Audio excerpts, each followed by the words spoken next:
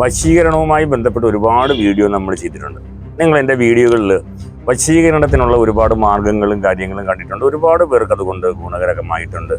എങ്കിൽ പോലും വളരെ എളുപ്പം ചെയ്യാവുന്ന, ഒരുപാട് ബുദ്ധിമുട്ടില്ലാതെ വളരെ എളുപ്പം ചെയ്യാവുന്ന ഒരു വശീകരണ കർമ്മമാണ് നമ്മൾ പറയുന്നത്. പ്രധാനമായും ഇതിന് ശ്രദ്ധിക്കേണ്ട ഒരു കാര്യം എന്ന് പറയുന്നത്, നിങ്ങൾ വളരെ നല്ല രീതിയിലുള്ളൊരു കാര്യത്തിന് വേണ്ടി മാത്രം ഇത് ഉപയോഗിക്കണം എന്നുള്ളതാണ്. ആർക്കും ഉപദ്രവകരമായിട്ടുള്ള ഒരു കാര്യത്തിന് വേണ്ടിയിട്ട് ഉപയോഗിക്കരുത്. അതായത് നിങ്ങൾ അനാവശ്യമായിട്ട് അധാർമികമായ ഈ ഒരു കർമ്മം ചെയ്യരുതെന്ന് പറഞ്ഞുകൊണ്ട് എല്ലാവർക്കും ശാക്തേയ മാന്ത്രിക പീഠത്തിൻ്റെ പുതിയൊരു അധ്യായത്തിലേക്ക് ഹാർദമായ സ്വാഗതം.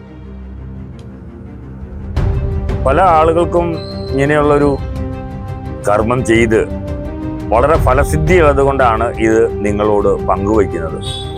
അതിന് ഇത് ചെയ്യുമ്പോൾ ഒരു മന്ത്രം കൂടെ ഉണ്ട്. അതുകൊണ്ട് തന്നെ ഈ മന്ത്രം എനിക്ക് നിങ്ങളോട് പറഞ്ഞു തരാൻ സാധിക്കില്ല. അതുകൊണ്ട് ഞാനത് നമ്മുടെ ഇൻബോക്സിൽ, ഡിസ്ക്രിപ്ഷൻ ബോക്സിൽ ആ മന്ത്രം ഞാൻ എഴുതുന്നുണ്ട്. ആ മന്ത്രം ശരിയായിട്ട് വായിച്ച് നോക്കിയിട്ട് വേണം ഈ കർമ്മം ചെയ്യാനായിട്ട്.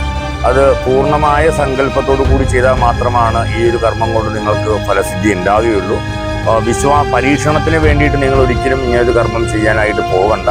അങ്ങനെ പോയത് കൊണ്ട് നിങ്ങൾക്ക് ഒരിക്കലും അതിൻ്റെ ഫലം കിട്ടണമെന്ന് നിർബന്ധമില്ല. അതുകൊണ്ട് തന്നെയാണ് പറയുന്നത്, പൂർണ്ണമായിട്ടുള്ള വിശ്വാസത്തോടു കൂടി തന്നെ വേണം ഇത് ചെയ്യാൻ. ഇത് ഒരു പ്രാവശ്യം മാത്രം ചെയ്തത് കൊണ്ട് ഇത് ഫലിക്കണമെന്ന് നിർബന്ധമില്ല. കാരണം ഇത് നമ്മളുടെ സമയം, ദൈവാധീനം, ഈശ്വരാധീനത തുടങ്ങിയ പല ഘടകങ്ങളും ഇതിൻ്റെ ഫലസിദ്ധിക്ക് ആവശ്യമായിട്ടുള്ളത് കൊണ്ടാണ്. ഓടിച്ചെന്നൊരു പെട്ടെന്ന് ചെയ്തത് കൊണ്ട് ഫലിച്ചു, ചിലർക്ക് ഫലിക്കാം, ചിലർക്കത് ഫലിക്കാതിരിക്കാം. അതുകൊണ്ട് തെറ്റാണ്, ഫലിക്കില്ല എന്നല്ല അർത്ഥം. മറിച്ച് നമ്മളുടെ സമയം, ദൈവാധീനം തുടങ്ങിയ കാര്യങ്ങളെക്കുറിച്ച് ഇതിൻ്റെ അകത്ത് നമുക്ക് നോക്കേണ്ടതായിട്ടുണ്ട്. ഇനി എങ്ങനെയാണ് ഈ ഒരു കർമ്മം ചെയ്യണമെന്നാണ് നോക്കേണ്ടത്. തീർച്ചയായിട്ടും ഭാര്യയ്ക്ക് ഭർത്താവിനും, ഭർത്താവ് ഭാര്യയ്ക്ക്, ഇങ്ങനെയുള്ള ആളുകൾക്ക് ഇത് ചെയ്യുക. കാരണം നല്ലൊരു കുടുംബജീവിതം മുമ്പോട്ട് കൊണ്ടുപോകാൻ വേണ്ടി മാത്രമാണ് ഇത് ഉപയോഗിക്കേണ്ടത്. അതല്ലാതെ ആധാർമികമായിട്ടുള്ള കാര്യത്തിന് വേണ്ടി നിങ്ങൾ ഉപയോഗിക്കുകയാണെങ്കിൽ തീർച്ചയായിട്ടും ഇതിനൊരു തിരിച്ചടിയുണ്ട്. കാരണം ഇതിൻ്റെ മൂർത്തി എന്ന് പറയുന്നത് ഹനുമാനാണ്. അതുകൊണ്ട് തന്നെ ഒരിക്കലും ഒരാളെ ചതിക്കാനും വഞ്ചിക്കാനും അധാർമികവുമായി ഈ കർമ്മം ചെയ്യാൻ പോയാൽ, ഹനുമാൻ സ്വാമിയെ സംബന്ധിച്ചറിയാൻ വളരെ ധാർമ്മികതയുടെ ഒരു ദേവനാണ് എന്നുള്ളത് കൊണ്ട് എന്തെങ്കിലും ലംഘനം സംഭവിച്ചാൽ അതിന് തിരിച്ചടി ഉണ്ടാകും എന്നും, അതങ്ങനെ ഉണ്ടായാൽ അതിന് ഉത്തരവാദി നിങ്ങൾ മാത്രമായിരിക്കും എന്ന് പറഞ്ഞുകൊണ്ടാണ് ഞാൻ ഈ വീഡിയോ നിങ്ങൾക്കായിട്ട് സമർപ്പിക്കുന്നത്. എങ്ങനെയാണ് ചെയ്യണം? വളരെ സിമ്പിളാണ് ഈ ഒരു കർമ്മം ചെയ്യാനായിട്ട്. നമ്മൾ നല്ല ചന്ദനം ഉണ്ടല്ലോ, അതായത് നമുക്ക് ഇന്ന് കിട്ടുന്ന കളഭവട്ടല്ല കേട്ടോ ഞാൻ ഉദ്ദേശിക്കുന്നത്. ചന്ദനം അരച്ച്, ചന്ദനം മുട്ടി കിട്ടും നമുക്ക് അരയ്ക്കാൻ. അങ്ങനെ ശുദ്ധമായ ചന്ദനം വേണം. മറ്റേത് ചന്ദനമല്ല, പലപ്പോഴും അകില് പോലെയുള്ളവ കെമിക്കൽ ആസിഡിൽ ഇട്ടെടുക്കുന്നതാണ്. അതുകൊണ്ട് അത് ഈ കർമ്മത്തിന് ഉപയോഗിക്കേണ്ട എന്നാണ് ആദ്യമായി എനിക്ക് പറയാനുള്ളത്. നിങ്ങൾ ഈ ചന്ദനം മുട്ടി മേടിക്കാൻ കിട്ടും, അല്ലെങ്കിൽ നിങ്ങൾക്ക് ഓൺലൈനിലൊക്കെ ചന്ദനം മുട്ടി കിട്ടും, നല്ല ചന്ദനം മുട്ടി കിട്ടും. ആ ചന്ദനം മുട്ടി അരച്ച് വേണം ഇത് ചെയ്യാനായിട്ട്. അതായത് നിങ്ങൾ ശ്രദ്ധിക്കേണ്ട ഒരു കാര്യം ഇത്രയേ ഉള്ളൂ. നിങ്ങളുടെ ദേഹത്ത് ഈ ചന്ദനം അരച്ച് നിങ്ങൾ ഈ പറയുന്ന മന്ത്രത്തോടു കൂടി നിങ്ങൾ പുരട്ടുക. ആ മന്ത്രം ജപിച്ച് തൊടുക.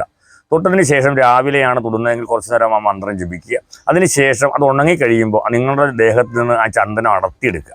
ആ ചന്ദനം അടർത്തിയെടുത്തിട്ട് അല്പം ഭസ്മം എന്ന് പറയുന്നത് ശുദ്ധമായ ഭസ്മം തന്നെയാണ് ഞാൻ ഉദ്ദേശിക്കുന്നത്. ചാണകം, അതായത് അതിൻ്റെ സമ്പാദം എടുത്തിട്ടുള്ള ഭസ്മമാണ്.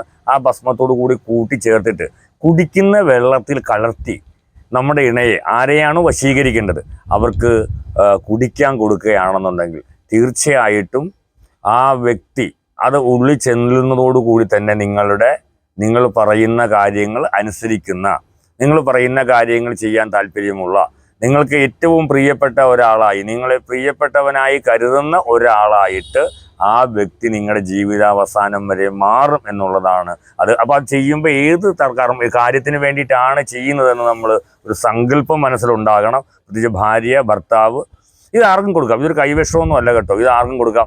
മക്കൾ, അനുസരിക്കാത്ത മക്കൾക്ക് വേണമെങ്കിൽ ചെയ്യാം, മേലുദ്യോഗസ്ഥന് വേണ്ടി ചെയ്യാം, മേലുദ്യോഗസ്ഥയ്ക്ക് വേണ്ടി ചെയ്യാം. നമ്മുടെ ധാർമ്മികമായ എന്ത് ആവശ്യം നടപ്പിലാക്കാൻ വേണ്ടിയിട്ടും ഈ കർമ്മം ചെയ്യാം. ഇത് ശ്രദ്ധിച്ച് ചെയ്യണം. ഇതിൻ്റെ മന്ത്രം ഞാൻ ആ ഡിസ്ക്രിപ്ഷൻ ബോക്സിൽ എഴുതുന്നുണ്ട്. അത് വായിച്ച് നോക്കിയിട്ട് വേണം ഈ കർമ്മം ചെയ്യാനെന്ന് പറഞ്ഞുകൊണ്ട് എല്ലാവർക്കും ശാക്തേയ മാന്ത്രിക പീഠത്തിൻ്റെ പുതിയ ഒരു അധ്യായം, അതിലേക്ക് നിങ്ങൾക്ക് എല്ലാവർക്കും ഇത് ഇഷ്ടപ്പെടുകയാണെങ്കിൽ നിങ്ങൾ തീർച്ചയായിട്ടും നിങ്ങൾ സബ്സ്ക്രൈബ് ചെയ്യണം എന്ന് പറഞ്ഞുകൊണ്ട് നിർത്തുന്നു. നമസ്തേ.